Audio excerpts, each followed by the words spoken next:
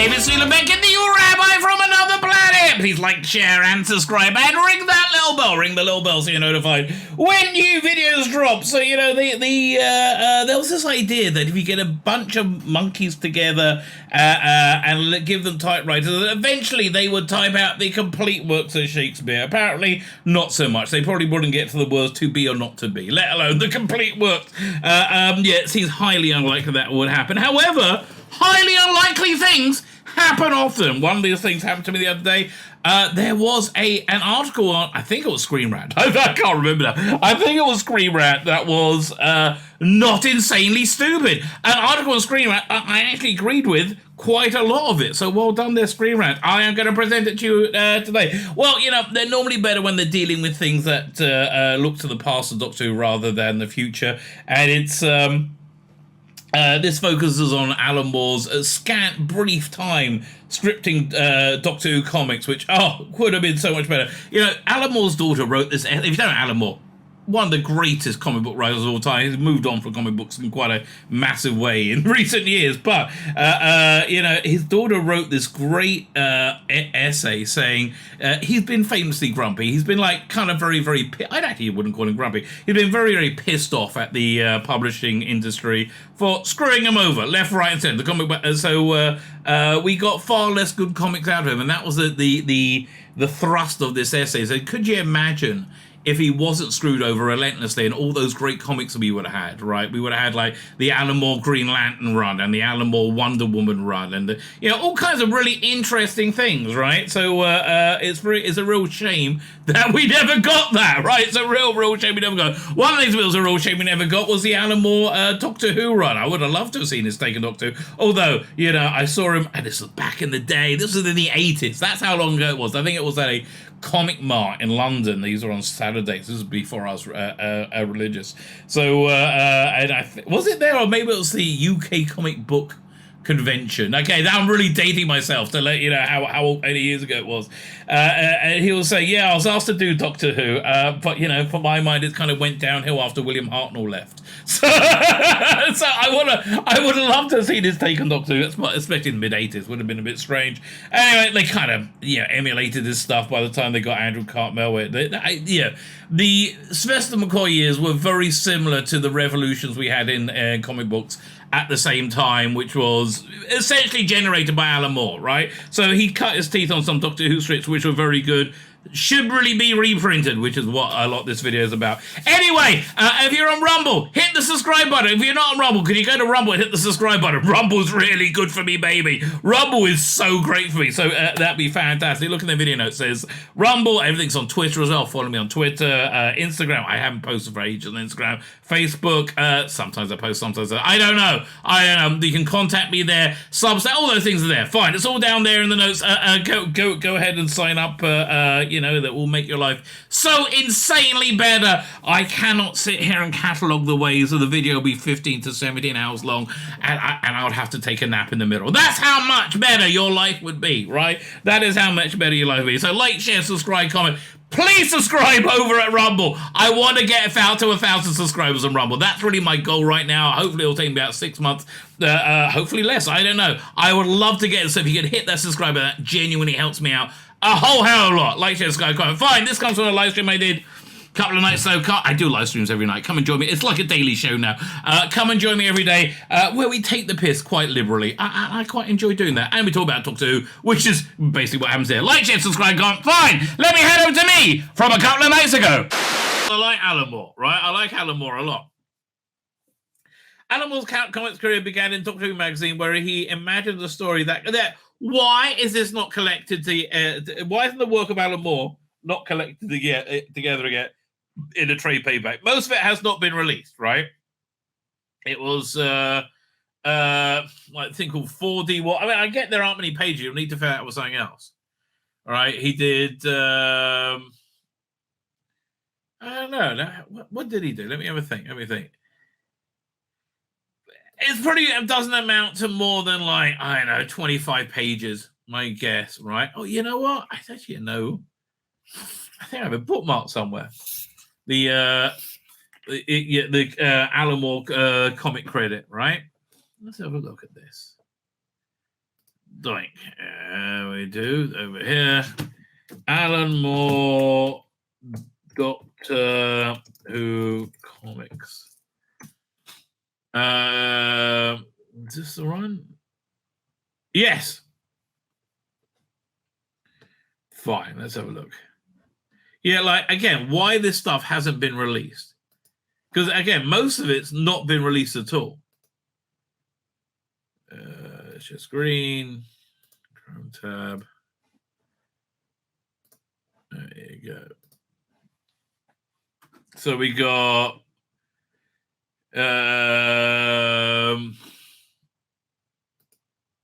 Black Legacy. Was this where what's the name? What's the name? It comes from.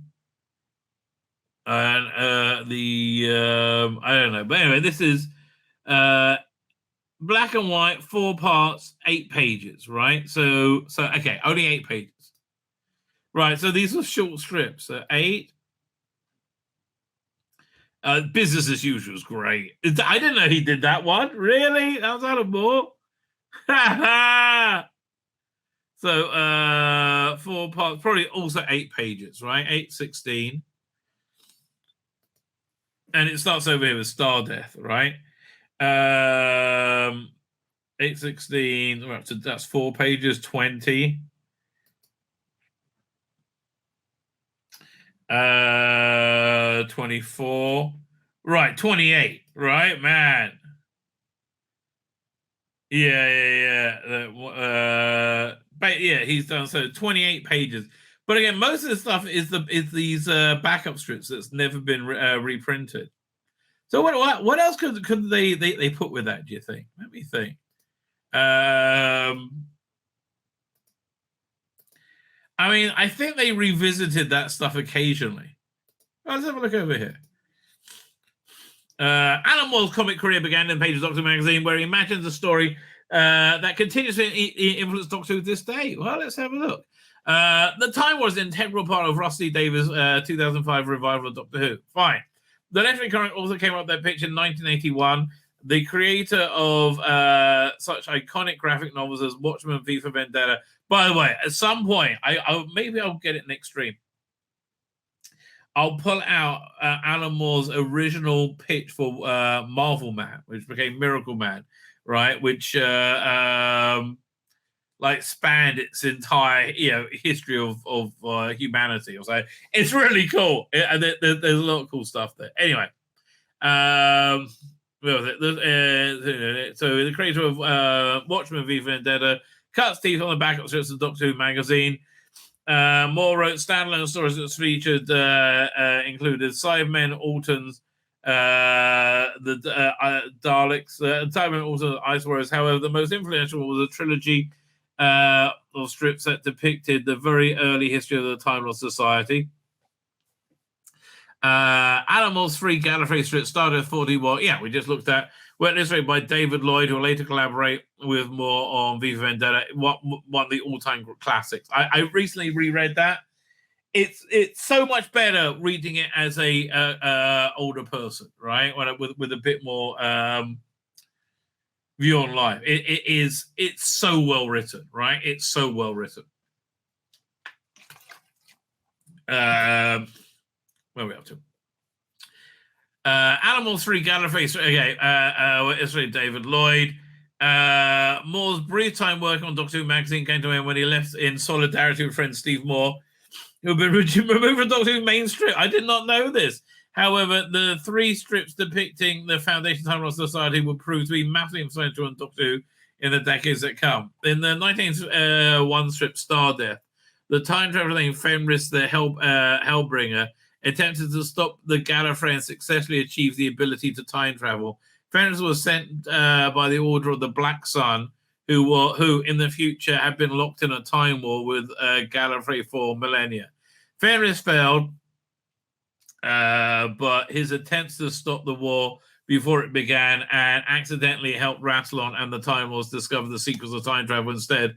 Although the circumstances were very different, this concept laid the foundation. Yeah, listen, you're clutching at straws, mate. You're clutching at straws. I'm pretty sure they've revisited all this in other strips. Let me have a quick look. Right.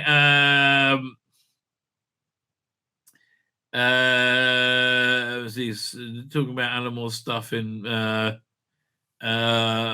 what's it called again? In the League of Extraordinary Gentlemen. Yeah, no, he did like Doctor Who type stuff there, but hang on. Let me look. If I do Black Legacy Rising, right? Let's see if I in the notes if it connects to shows the other strips it connects to, right? Come here. More about it. No. Where is it? Where is it? Hang on. It was supposed to be drawn by Steve Dillon. Because this Dillon designed several of the characters. That's interesting. I didn't know that. In 2012, Lawrence Morris said Alan Moore's backup strips were an obvious influence about Mark Platt's view of oldie Gallifrey. Yeah, I guess that is true. But they never. I'm trying to see if they had this depiction. I'm sure they had this depiction of Gallifrey of Rassilon in before. So that was Star Death. Let me see 4D War. Right, like there should be all these things popping up everywhere. Pyrantonian chapter, Chronarchs, no, Order of the Black Sun. I'm sure this was where is it? Again, I'm sure with this stuff continuing. Oh, sorry, continuing on. Okay, no, I don't know. I'm sure. I'm just trying to think what else they could put in this collection. Maybe put like Grant Morrison stuff in as well, right? Maybe that. Yeah, this is Adam. How did I get to this page? Yeah, let me see if I can just find Grant Morrison. Grant Morrison, because I know he did a really good. Oh yeah, let's see what he's done. So he did. Oh, he did 2 excellent strips, right? He did.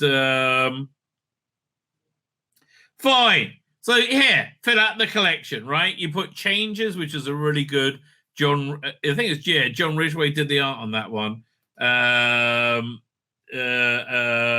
Is it 6th Doctor strip? Was it or 7th Doctor? I thought it was 7th Doctor. Right? Does it say? I'm just looking through it. But it was 6th Doctor, right? Really, really good one. Oh yeah, Changes. That was this this weird shapeshifter was loose in the TARDIS, and then World Shapers was the final 6th Doctor strip. Beautiful, absolutely beautiful with the Vord and Cybermen.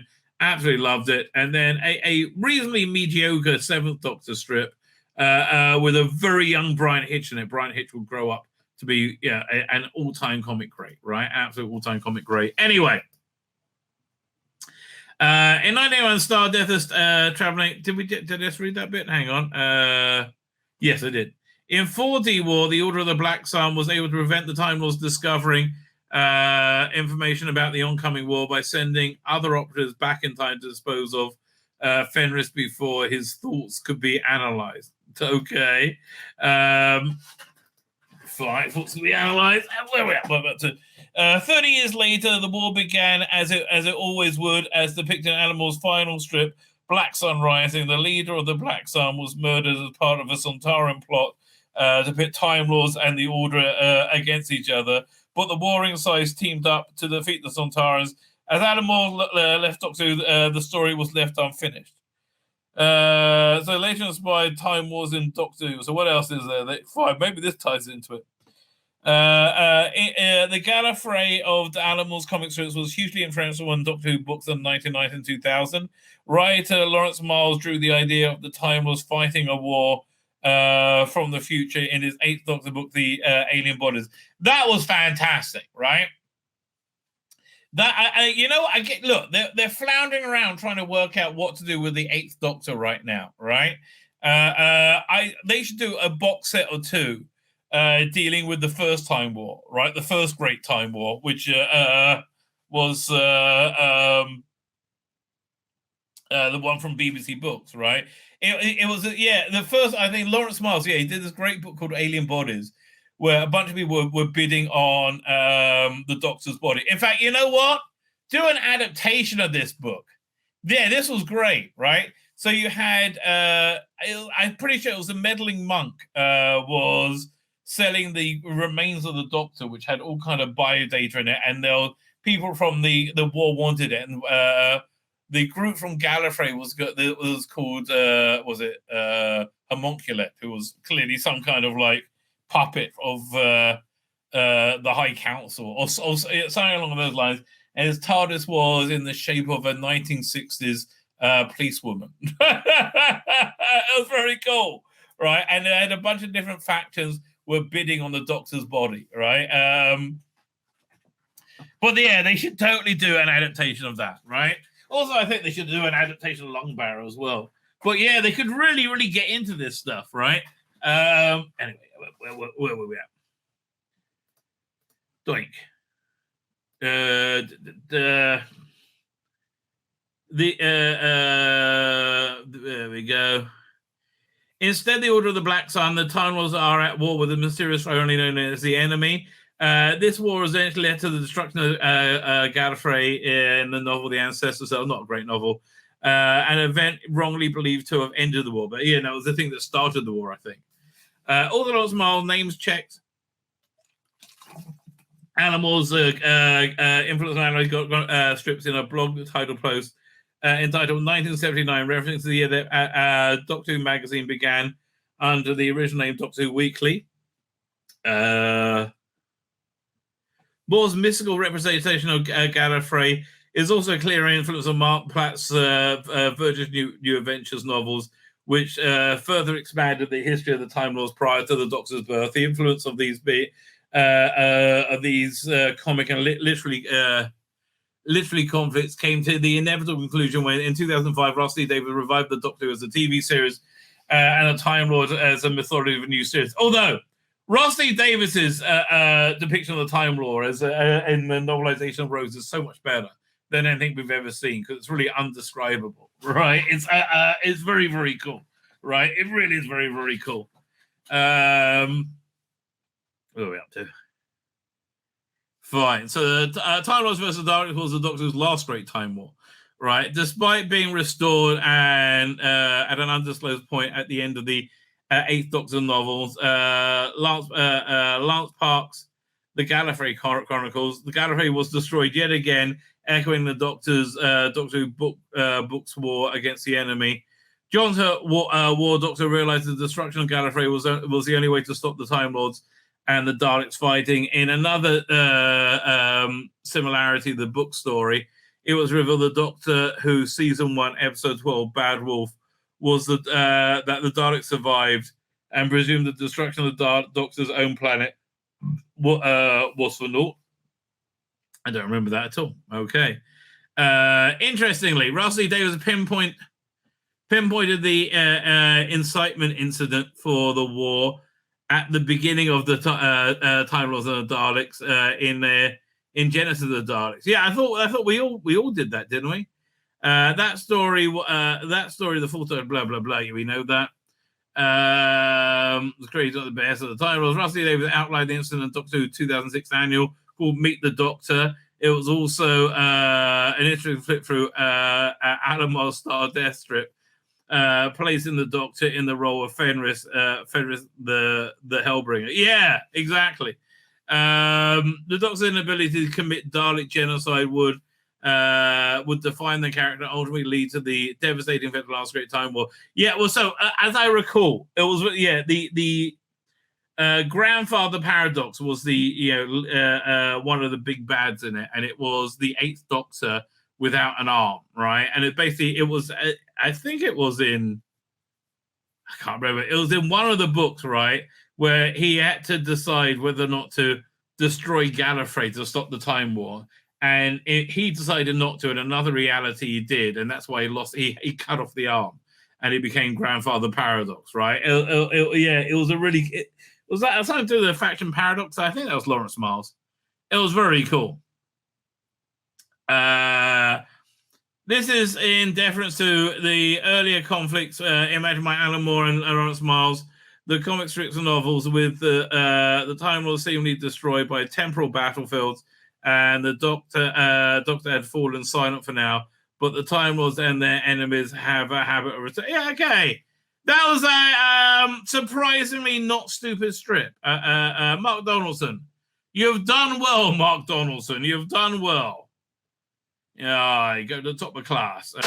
My name's Tzvi Lebetkin, the rabbi from another planet! Please like, share, and subscribe, and ring that little bell. Ring the little bell so you're notified when new videos drop.